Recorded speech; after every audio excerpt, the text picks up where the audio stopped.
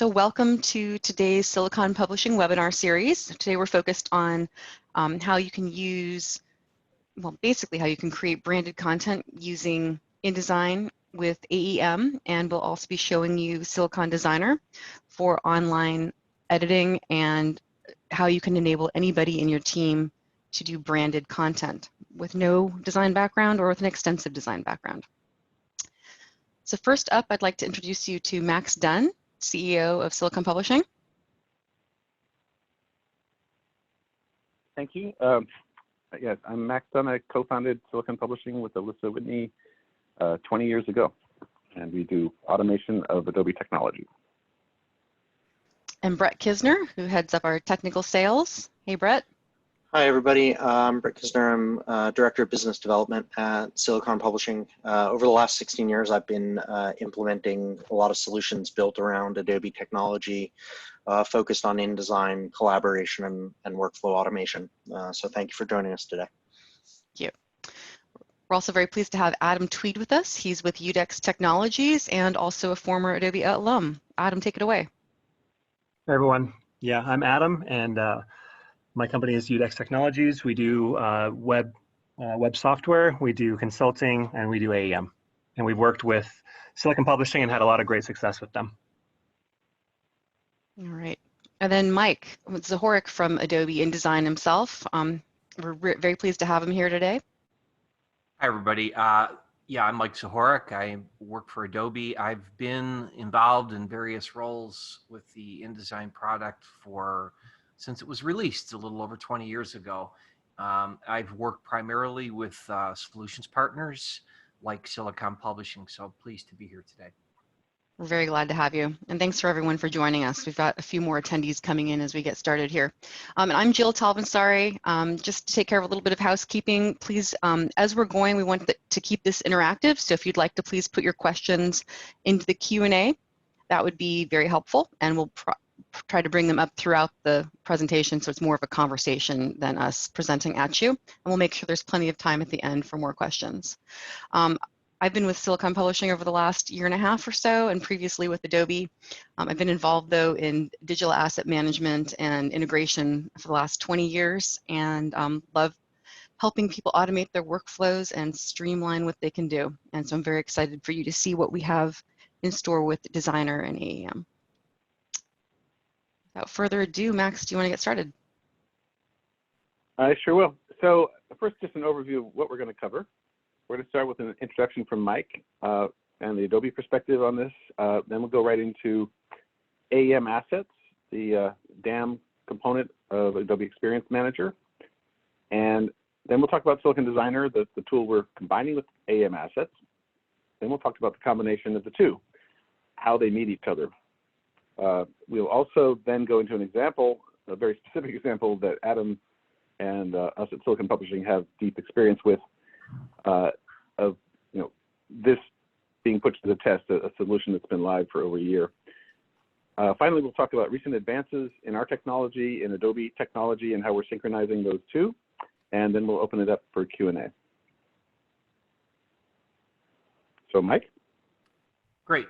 Thanks, Max. As I was saying, I've been with Adobe a long time, and one of the chief roles has been to work with partners, and a lot of what the partners do is extend our product. So if we look at the product set here, InDesign was built with about as extensible a framework as any Creative Cloud product at Adobe, and a lot of what you're going to see here represents that. InDesign Server is a companion product that really enables the kind of browser-based editing workflows that you're going to see here today. And then in the last, oh gosh, it's probably been about 7, 8 years. I could be wrong a little bit. Adobe started the Experience Cloud, and Adobe Experience Manager being one of the centerpieces for that cloud. So originally it started off as a web content management system, but in recent years we've added a digital asset management capability with AEM Assets. And what we're seeing are customers that want to bridge the two clouds. They want to take their creative assets, not just store them in AEM Assets, but also open them up to their marketers and distributed channels. So one of the things that AEM and AEM Assets have great support for are the concepts of a brand portal. And I think that's a lot of what you'll be seeing today, how a customer can take branded assets and make them available to their marketing teams. They could be in other offices, regionally, and may need to do localization or translation. They may need to open this up to a dealer network.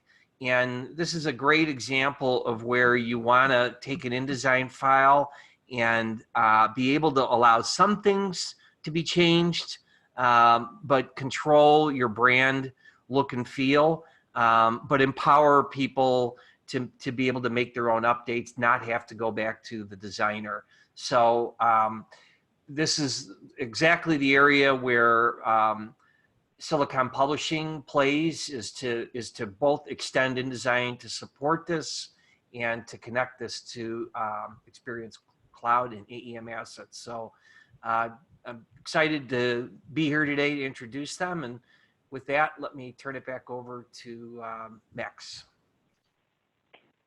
Thank you, Mike. Yeah, we've been at this a long time. We extend Adobe technologies and we combine Adobe technologies in this case. And it's been great to be with both of these clouds since their inception. And so, that's our role at Silicon Publishing. So let's talk about DAM and asset management really quickly, just to lay the framework. I don't know, different people have different degrees of experience with digital asset management, but that's what AEM Assets is. AEM Assets is the premier digital asset management offering from Adobe, and it's quite an amazing product. And let's just talk about DAM generally first. In general, DAM, according to Teresa Regley, does 10 things. It does ingestion of assets,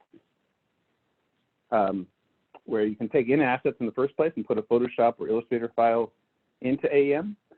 You store it, of course, in there, and you store the asset with metadata that it has, maybe inside of it with XMP, or with metadata that you've added. You can add this metadata, but storage is of course, the very fundamental of a DAM. It is stored in a secure way where different users have appropriate access rights to the different assets, and that's really critical for many organizations. It also allows you to transform content within reason. It lets you crop and scale things. I mean, there are built-in features of the DAM that can do this, and AEM has very robust imaging features and features to adjust content, but we're going to extend this transformation as we integrate it with InDesign Server. It enriches content with metadata that facilitates search or lots of things. The metadata is quite amazing when you get into it, and we've been looking at the DAM space and working in it for many years, and it's astounding how far metadata can take you and how many roles it can play. So another, beyond search, obviously you want to be able to find things. Another aspect might be digital rights management, where you want to make sure that that image is owned by you, or you might want to make sure that the owner of that image gets paid properly, and that people can see it or watermarked version. So it really does enrich assets, and that's where Adobe has quite an advantage with technology that really knows the rendition itself. Relating assets is another thing where it connects assets in different ways, and a very crude form of relationship is the crude form of relationship is the versioning. Just you have multiple versions of one asset that is considered one group of assets or one asset with subsidiary assets.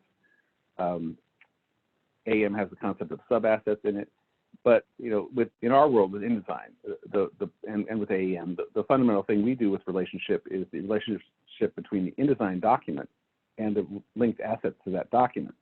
So, for example, with InDesign, if you check in an InDesign file to AEM, it can then tell you which asset is used in that file. And if you look at one of the assets in AEM, you can say, what InDesign files use me? It's like a where used query, very common in DAM. So relationship is important. Processing is important. AEM can switch between formats on its own, or it can do things. to transform assets from one format to another, one size to another. That's key these days for multi-channel publishing, because people need so many different flavors of something dynamically. So this can be stored in the DAM or it can be dynamic, but processing is a key function of AEM and other DAMs. Search, obviously, you want faceted search, you want easy search.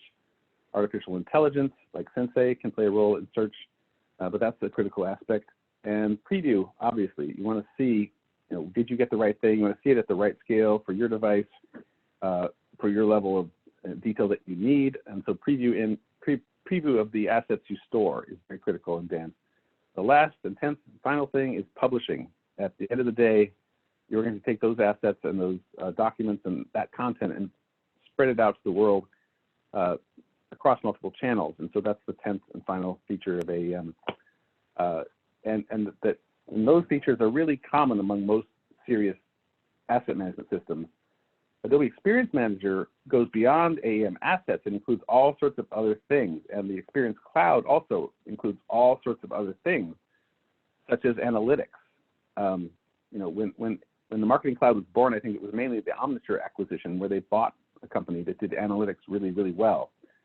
And we were all scratching our heads at the Max conference when that guy spoke about Omniture. We're like, what? Analytics? That's not Photoshop. That's not InDesign. That's something else. And it was the Experience Cloud.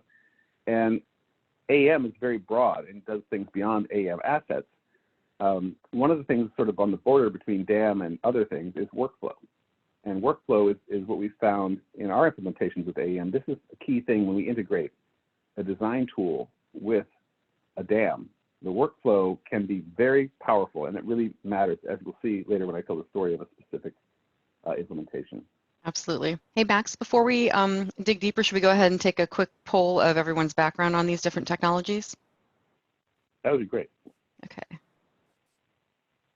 All right. So the question is, have you had digital asset management experience, InDesign, AEM, online editing tools, all of the above? Looking at our audience, I know some of you have very deep experience, including having helped build InDesign. And others, maybe not so much, and you're going to love Designer in that case.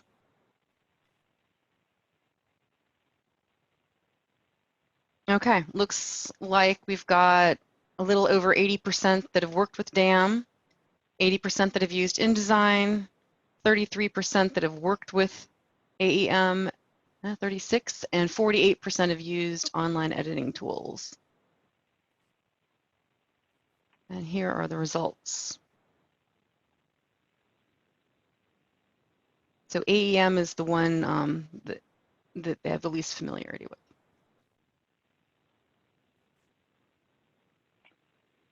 Great. Okay, so AEM is one component of what we're presenting today. The other component is Silicon Designer. And the idea behind Silicon Designer is to make an InDesign document editable online. We've been at this for a long time.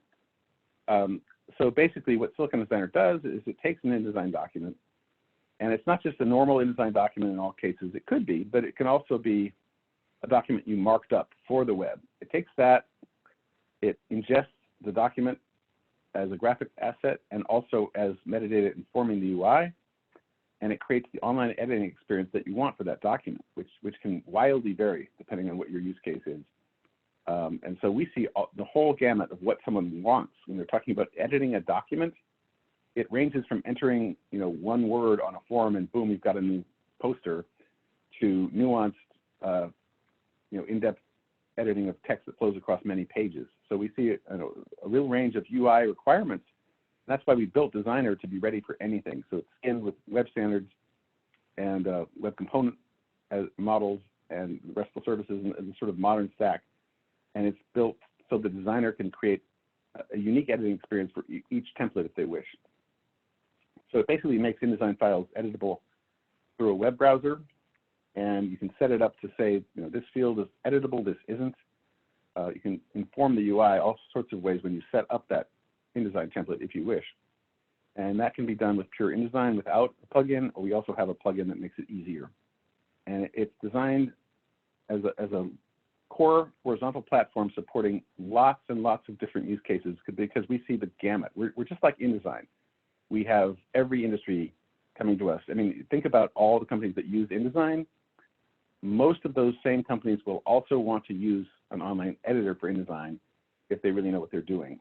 So we see the gamut. We don't have an app for real estate, an app for healthcare, an app for financial. We have an app that's a platform, kind of like AEM. We're a broad platform that supports everything that comes up in the way of use cases and document types. So let's show a couple of designers. This is an old one. Basically, the designer can let you edit on the canvas of the document. You can simply select some text and edit it. It can also let you swap graphics and choose new graphics, or crop and scale the graphics that you have. And it has advanced features of all sorts and shapes and sizes. Because it's extensible, some people want to have, maybe it pulls in other content. This is pulling in articles from a set of selected options that someone has determined are possible for this space in the document. It can also do things like color themes, where we're taking the vector art and the raster images and the text styles and upgrading them or changing them to different colors depending on what someone wants. And we continue to evolve this product. It keeps getting better. We have more and more functionality around maybe editing the container object, the image frame, or the image that's showing through that clipping path independently of each other. And we've just been refining this for a long, long time. So Designer is a robust application for editing InDesign documents online.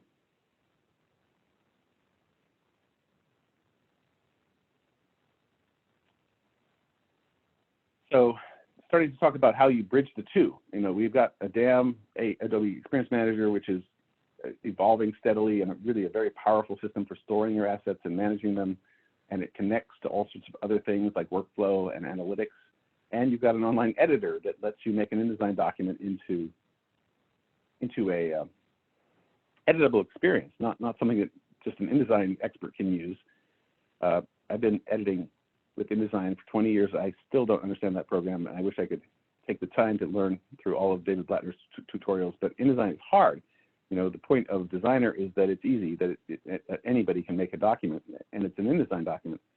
But let's look at the workflow. In a default workflow without Designer, InDesign files are templates in InDesign. If you're, say you're IBM and you're making a business card, and you would check all those templates into, maybe you have 2 or 3 templates for the company. You won't have many because you want to control your brand, right? So you'll check those templates into AEM, and the designers in desktop InDesign, normal standard InDesign, can check those out, edit them, and update the information for one person. You know, maybe they can do that in a batch mode and generate 1,000 business cards for 1,000 people.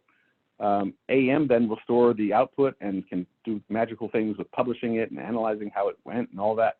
But really, this is really focusing things on the designer, where the designer is doing everything. They're not just creating the template that defines how the rendition is going to go. They're actually concerned with, oh, you got that phone number wrong, you got that one right, you got this. So designers can become a real bottleneck if you're just using pure InDesign and no one else but that designer can edit a document, right? If the designer's there, they're going to get requests, and you know, AEM can help make those requests more efficient, or they can have a massive inbox every morning of requests. But still, if you're editing the content and the design, you may well have issues. So the solution is to let online editing happen with the designer, and instead of communicating changes, they just make the changes. So they just go online, change their phone number, and done. And it might go routing through an approval after that. But the point is, the right person is making the right kind of edit or change to the document. The designer is controlling rendition intent, and the business owner is controlling the content itself. So what we built with AEM, after years of having these challenges with lots of companies around the world, we had some clients come to us that really wanted to integrate with AEM, and we had a lot of experience since 2010 was when we first did our first implementation with Adobe Experience Manager. At the time, it was called Day CQ, but Adobe bought Day that same year. And what we did is we took our designer and we made a special class of asset inside of AEM.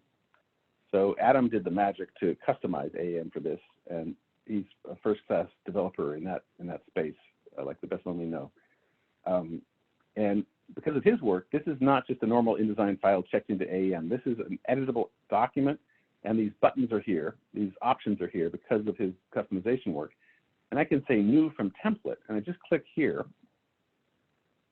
Probably going to make me complete a dialogue. Once I click there, it's leaving AEM, but the user doesn't care where it is. They think they're in AEM, right? And this document is now an editable experience. It's online as something that anyone can edit.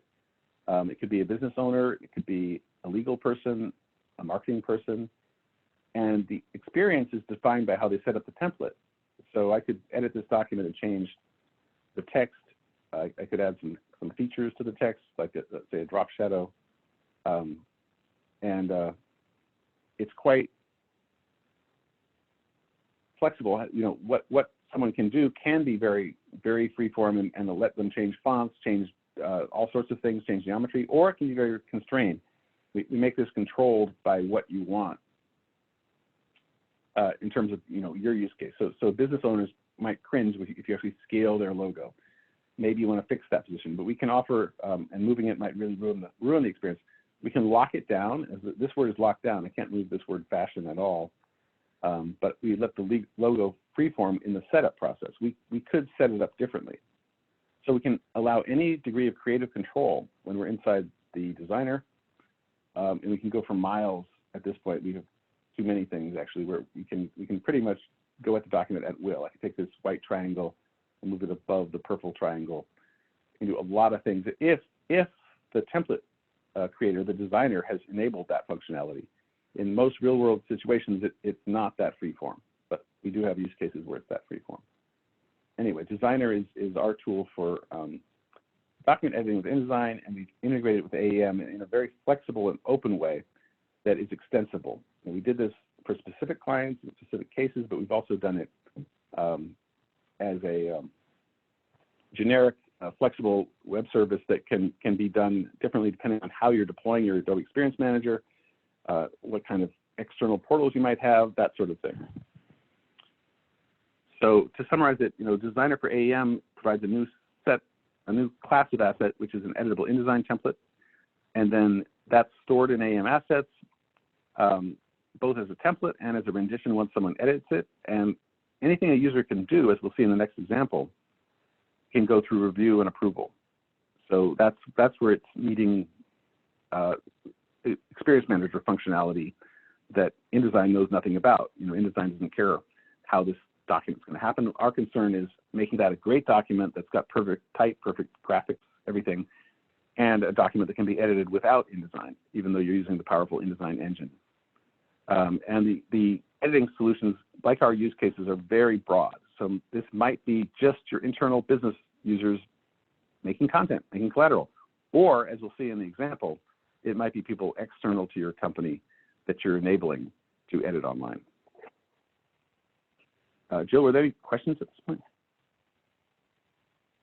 No, there haven't been any questions yet. The only one has been more around version control or reconciliation of competing edits.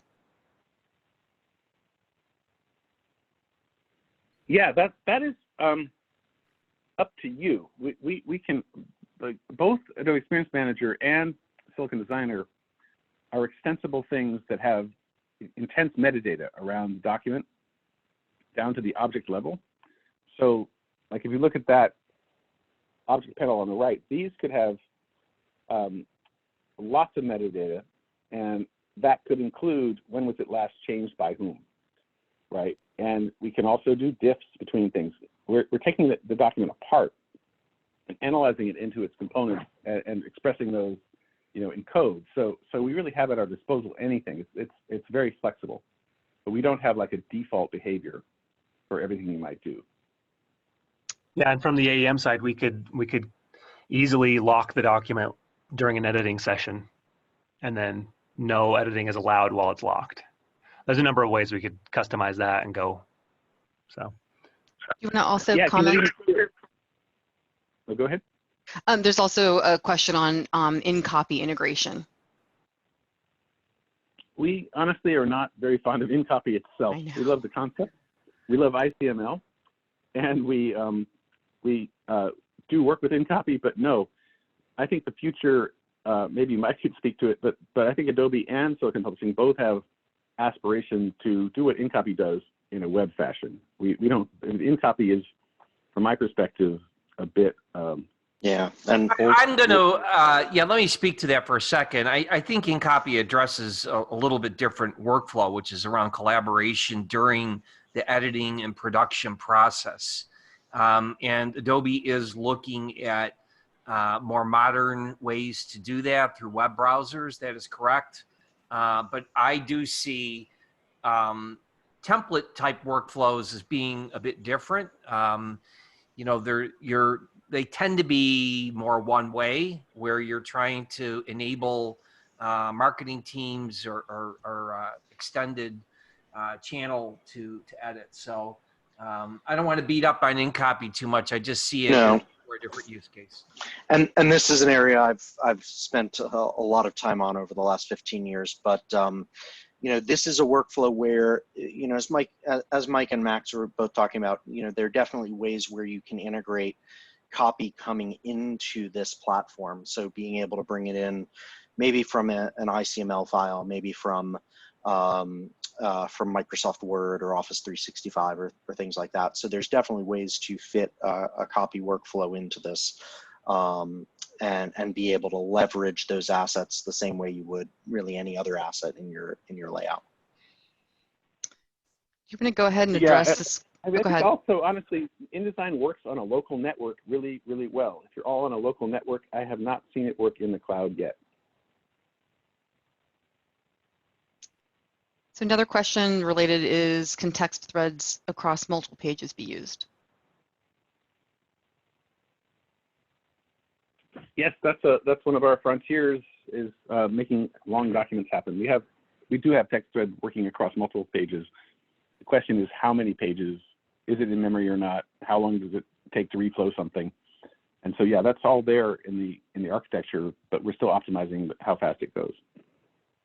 Perfect.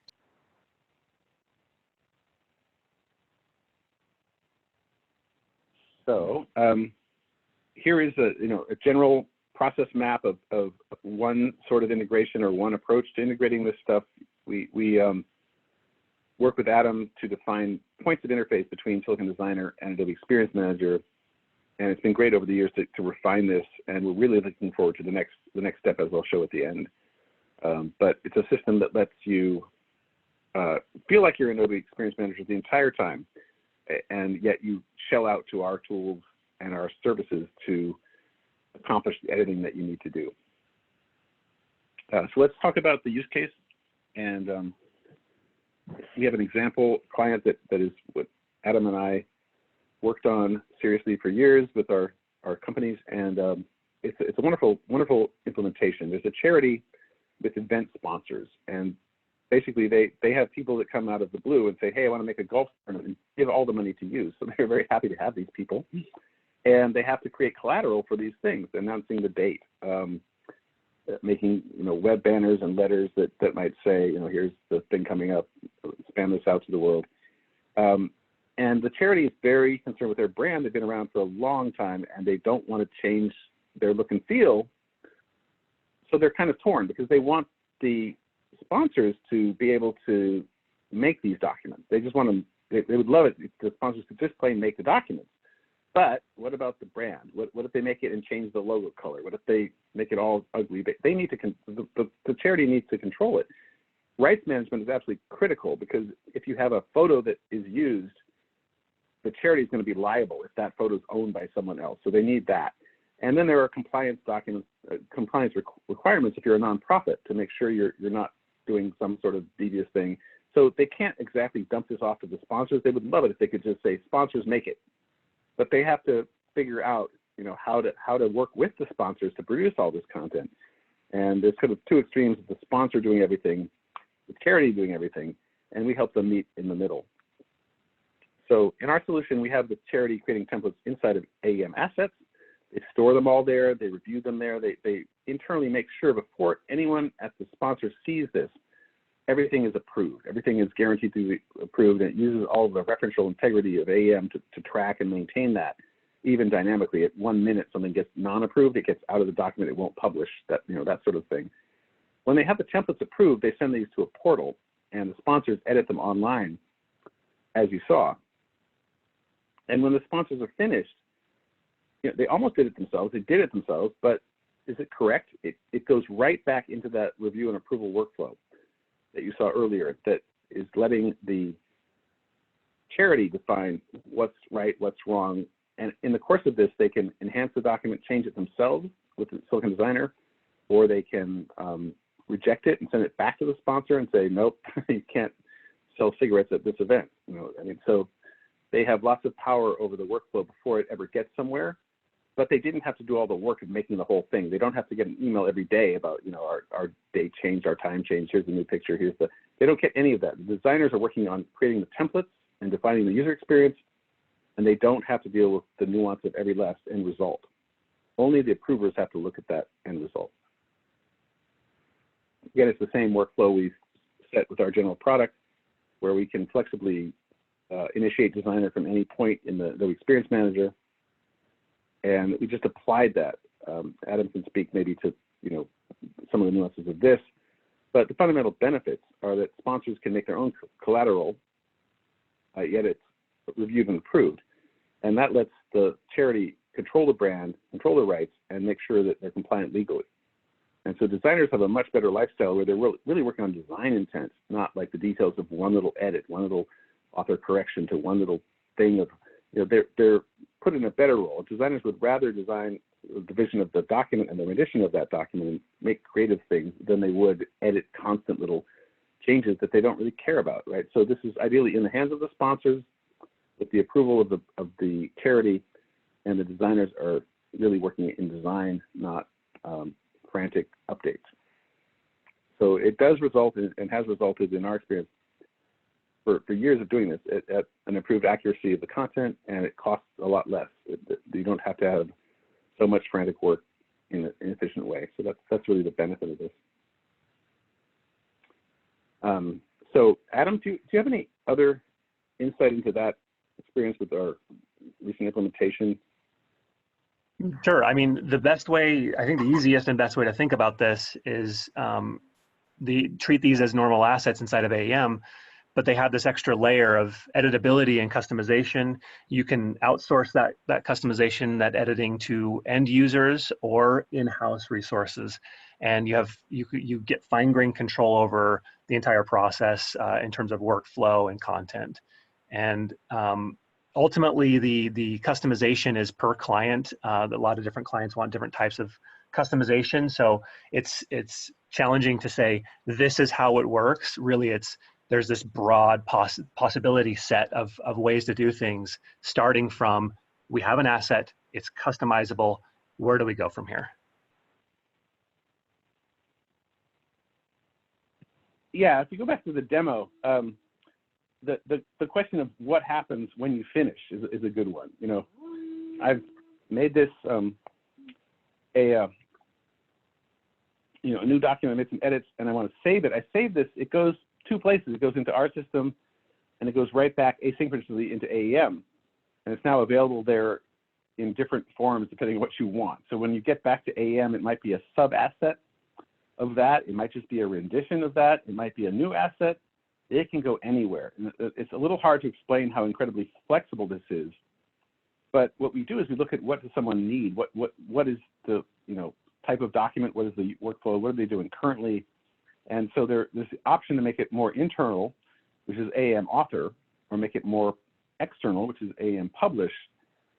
And this can happen without the user knowing, they're ever leaving AEM, or without them knowing they're ever leaving the portal. But our designer layer adds in a services-based way the functionality to edit that document online and save it back into whatever system makes sense. Sometimes someone's ordering online and they're just going to want to buy it, print it, or buy it and publish it to the web, or just consume it right there. Other times it goes back into an approval process and we don't really care. These are modules, and the way things are headed, they're getting more and more flexible and extensible. And it's been really great to see the trend, the trajectory over time of these technologies. It takes a long time for things to happen. We've heard about all these things 10 and 20 years ago, but they're now working at scale, and they're being implemented by us and Adobe at a fairly rapid pace. It's been a long time since we had RESTful services. I remember in the 90s, but just web services themselves were born. Right now, we have a microservices architecture that has sort of become the norm in the world. We've been doing this for years here. Adobe has done it there, and this next evolution of Adobe Experience Manager is really exciting to us because it sort of fulfills that vision from 20 years ago of services-based architectures. In the current next, I don't know how, Mike, do you know if AEM as a cloud service is actually available now? Yeah, it is. Awesome. So that in the current version of AEM, which is truly brand new, it's a cloud service. It's gotten rid of all the baggage it had from the past, and it's really a pure cloud service, which was the goal all along. And it's just, now it's always there. You don't have to sit there and worry about, oh, I'm going to deploy AEM 6.6. I don't think there's going to be a 6.6. It will be in the cloud, and it will be updated, and you won't have to worry about that, which is huge. If you look at especially with us, when we work with solutions, we want the latest version because we know what it does. We have those feature sets, in our wheelhouse, and yet the client is always like, well, we're on 6.3 now, but we're trying to get budget allocation to move to 6.4 when we can move to, you don't have to do that. Right now, it's just always on, it's at scale, it's current version, and it will move itself at its own pace with nice interface points where it's not going to break as it changes. So it's really gotten to a really great state. Mike, do you know if there's going to be a 6.6, or what's happening with the old versions of AEM that could be hosted on premise? Max, I'm not sure I can comment on that right now. I think directionally, most of the investment is going to AEM as a cloud service, but I don't want to speak about what the... Yeah, that's always awkward. But yeah, I think Adobe's going to be responsible, and they'll still support people doing that. But for how long? I think the writing's on the wall that the service is the ultimate destination for most AEM instances. Yeah. So what we're doing here at Silicon Publishing for our roadmap is we're big on a couple things. Real-time collaboration has become very valuable, especially in this new world. So we're reigniting our old real-time collaboration features so that two people can be in the same document at the same time with proper rights. Annotations is also a big deal. So we want to annotate documents. Remember that that layers panel from here, or it's not a layers panel, it's the flexible object panel actually. Any of these things could have lots of other information added to them or taken away or pulled in from other sources. So a literal asset could have a lot of metadata here, which could include annotations. So annotations are really big to us. We find them heavily in demand. And DAMs and Acrobat and InDesign have their own strange perspectives on these things. So we're trying to play nicely with those three dimensions of annotations. We're working on pagination intensely. We do serious data-generated content. And I don't have it here.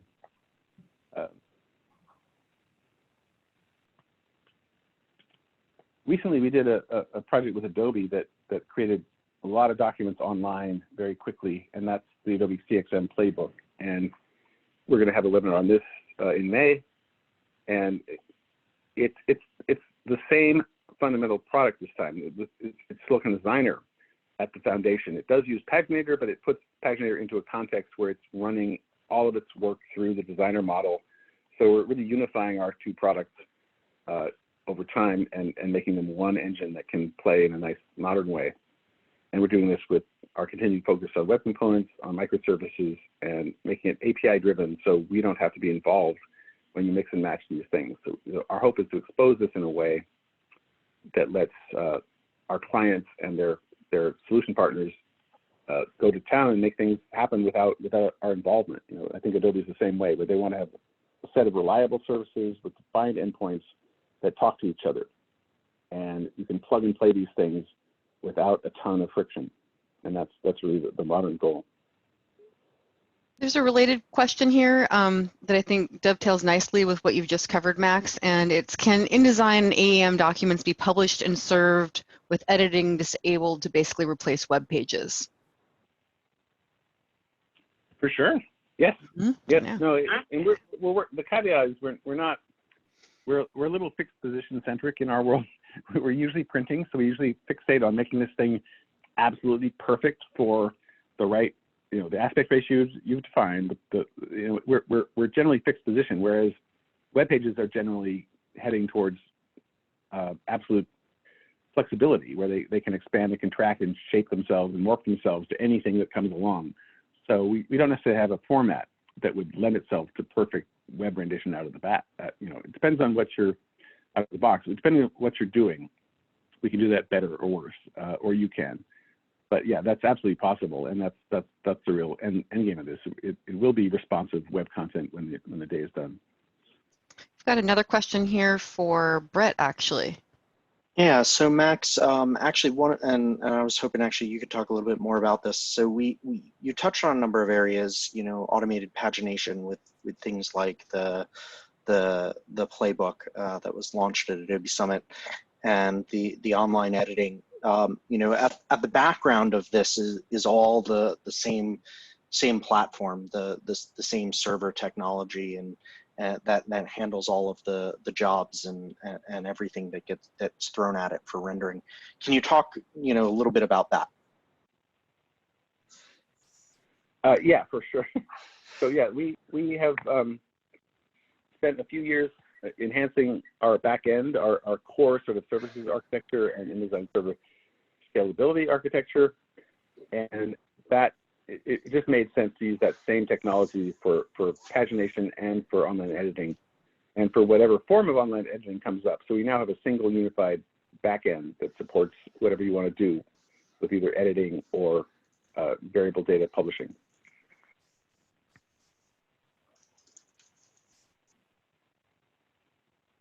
Thank you.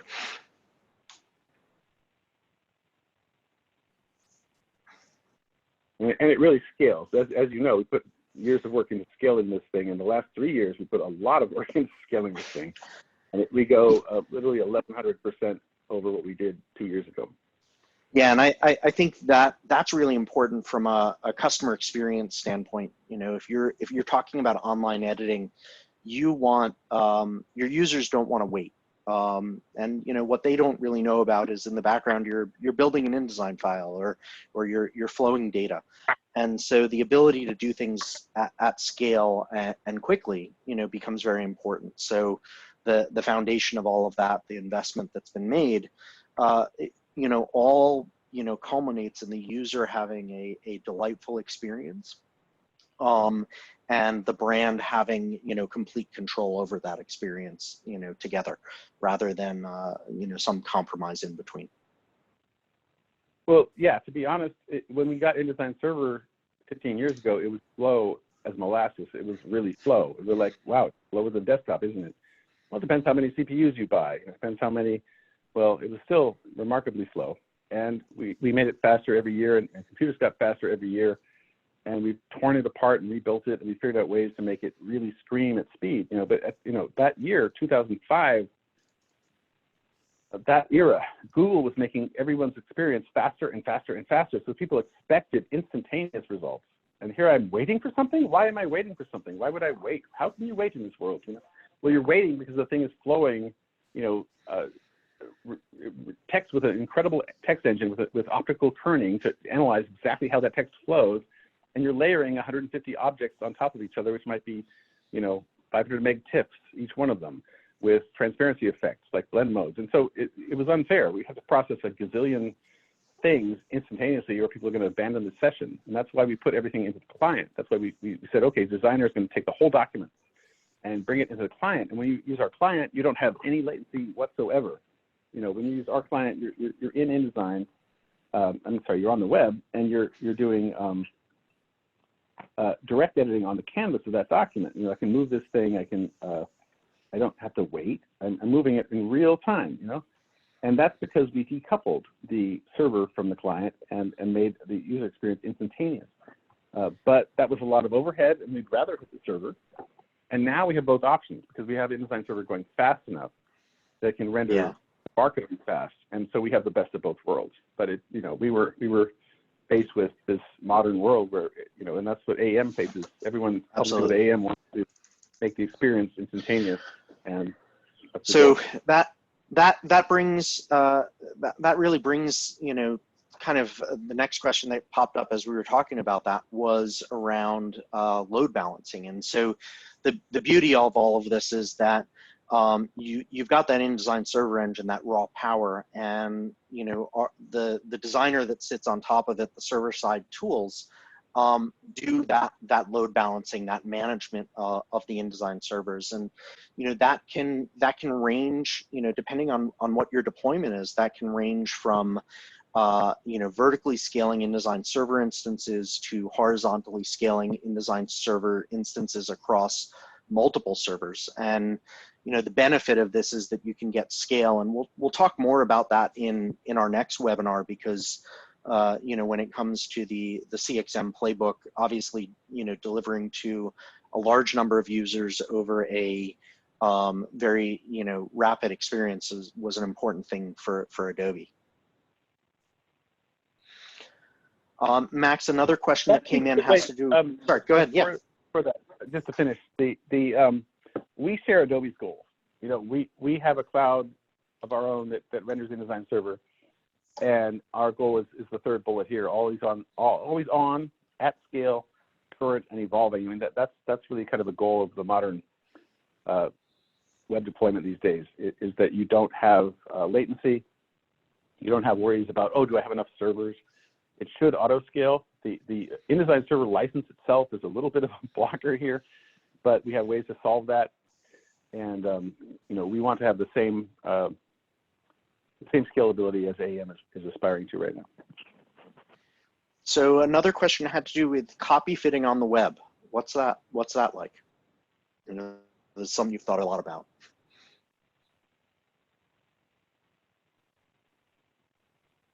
So you know, while Max is getting that up, you know, obviously, whenever you're working with content, you know, in a design, you need to, of course, think about how it fits. And so, you know, when it comes to copy fitting, we've found, you know, our customers all tend to have different approaches to how they want to take it. And so, you know, we've tried to design our tools to be a little bit flexible, or as flexible as possible, to fit in a variety of forms of what it means to copy fit. So you can see in this example, as Max is typing, in this case, it's going to shrink the text down to continue to fit. And this is all rules driven. So as you're defining those templates, you can define, does the type size change automatically? Is there a limit to how large the type can get, how small it can get? And, you know, should there eventually hit a point where you say, yes, you know, we've shrunk this text down as far as it can go, and that's it. So lots of options, you know, in terms of how you might approach this.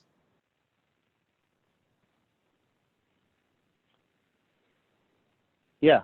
So yeah, we definitely copy fit both on the client and on the server, and that's essential. That's how InDesign, you know, provides its value. It really knows exactly the overflow state of that text frame, and we mimic it on HTML5 browsers and round trip it, so it's exactly the same wrapping and the same copy fit between the two.